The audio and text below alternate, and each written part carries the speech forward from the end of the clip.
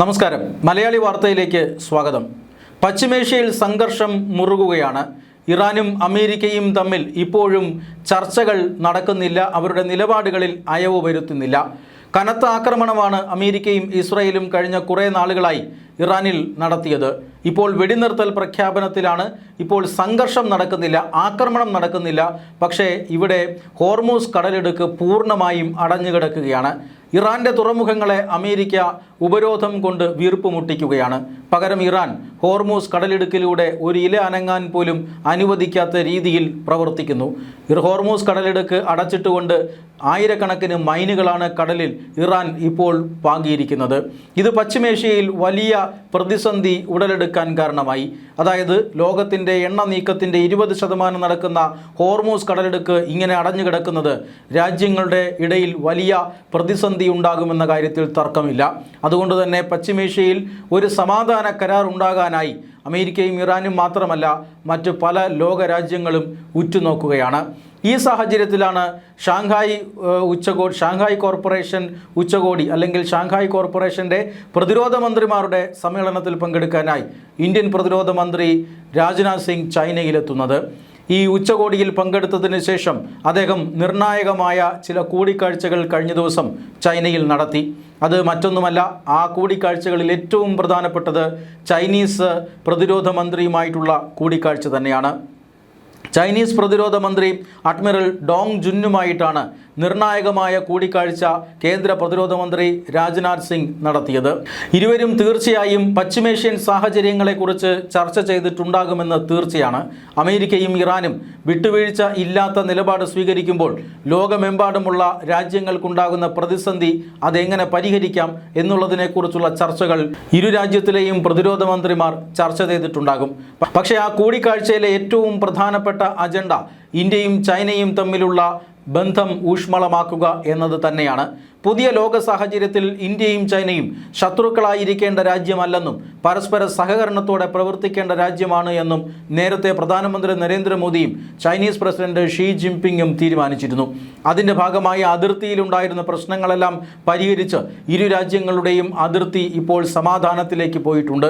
ഈ അതിർത്തിയിലെ സമാധാനം അത് കാത്തു സൂക്ഷിക്കുന്നതിനും പരസ്പര വിശ്വാസം അത് നിലനിർത്തുന്നതിനുമായിട്ടുള്ള നടപടിക്രമങ്ങളാണ് പ്രതിരോധ മന്ത്രി രാജ്നാഥ് സിംഗും ചൈനീസ് പ്രതിരോധ മന്ത്രിയും തമ്മിൽ ചർച്ച നടത്തിയിട്ടുള്ളത്. വളരെ നിർണായകമായ ചർച്ചയായിരുന്നു. 2020 ഗാൽവനിൽ സംഘർഷമുണ്ടാകുന്നത്. ഇന്ത്യൻ പ്രദേശങ്ങളിലേക്ക് നുഴഞ്ഞു കയറാൻ ചൈനീസ് സൈന്യം ശ്രമിക്കുകയായിരുന്നു. പക്ഷേ ഇന്ത്യയുടെ സൈന്യം അത് ചെറുത്തു തോൽപ്പിച്ചു. അങ്ങനെയാണ് ഗാൽവനിൽ സംഘർഷമുണ്ടാകുന്നത്. ആ സംഘർഷത്തിന് ശേഷം ഇന്ത്യയും ചൈനയും തമ്മിലുള്ള ബന്ധം ബഹുദൂരം വഷളാവുകയായിരുന്നു. അങ്ങേയറ്റം വഷളായ ബന്ധമായിരുന്നു പിന്നീടുള്ള 4 വർഷം നമ്മൾ കണ്ടത്. അങ്ങോട്ടും ഇങ്ങോട്ടും വിമാന സർവീസ് നിർത്തിവെച്ചു. ചൈനീസ് നിക്ഷേപങ്ങൾക്ക് ഇന്ത്യയിൽ നിരോധനം ഏർപ്പെടുത്തി. അങ്ങനെ പലതരത്തിലുള്ള നിയന്ത്രണങ്ങൾ ഏർപ്പെടുത്തിക്കൊണ്ട് ഇരു രാജ്യങ്ങളും ചർച്ചകൾ നടത്താൻ പോലും വിസമ്മതിച്ചുകൊണ്ടാണ് ഈ 4 വർഷം മുന്നോട്ട് പോയത്. ഈ 4 വർഷവും അതായത് 2020 മുതൽ 2024 വരെ ഈ നിയന്ത്രണ രേഖയിലെ പല ഭാഗങ്ങളിലും ഇന്ത്യയുടെയും ചൈനയുടെയും സൈന്യങ്ങൾ തമ്മിൽ മുഖാമുഖം നിന്നു. പലയിടത്തും വലിയ രീതിയിലുള്ള സംഘർഷ സാധ്യതയുണ്ടായിരുന്നു. എന്നാൽ ഏറ്റവും ഒടുവിൽ അമേരിക്കയുടെ ഈ വ്യാപാര യുദ്ധം തുടങ്ങിയതോടുകൂടി ഈ അതിർത്തിയിലെ പ്രശ്നങ്ങൾ അവസാനിപ്പിച്ച് ഇരു രാജ്യങ്ങളും ഏതാണ്ട് പരസ്പര സഹകരണത്തോടുകൂടി പ്രവർത്തിക്കാൻ തീരുമാനിക്കുന്നു.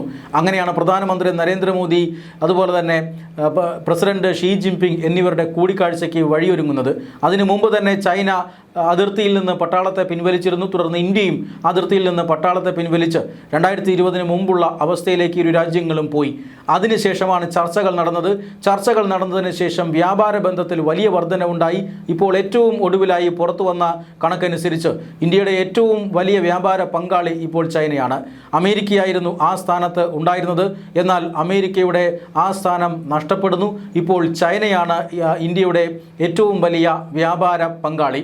ഈ രീതിയിൽ ഇന്ത്യയും ചൈനയും തമ്മിലുള്ള ബന്ധം ഊഷ്മളമാകുമ്പോൾ അതിർത്തിയിൽ അത് സമാധാനം ഉണ്ടാകേണ്ടതിൻ്റെ ആവശ്യകതയുണ്ട് എന്നുള്ളതിനെക്കുറിച്ചാണ് ഇപ്പോൾ പ്രതിരോധ മന്ത്രിയും മാർ തമ്മിലുള്ള ചർച്ച നടന്നത്. ഡിപ്ലോമാറ്റിക് തലത്തിൽ ഇരു രാജ്യങ്ങളും തമ്മിലുള്ള ബന്ധം അത് ഊഷ്മളമായി എങ്കിലും ഗ്രൗണ്ടിൽ അതിർത്തിയിൽ ചില പ്രശ്നങ്ങൾ ഇപ്പോഴുമുണ്ട് എന്ന് ഇന്ത്യൻ സൈന്യം തന്നെ നേരത്തെ പറഞ്ഞിരുന്നതാണ്.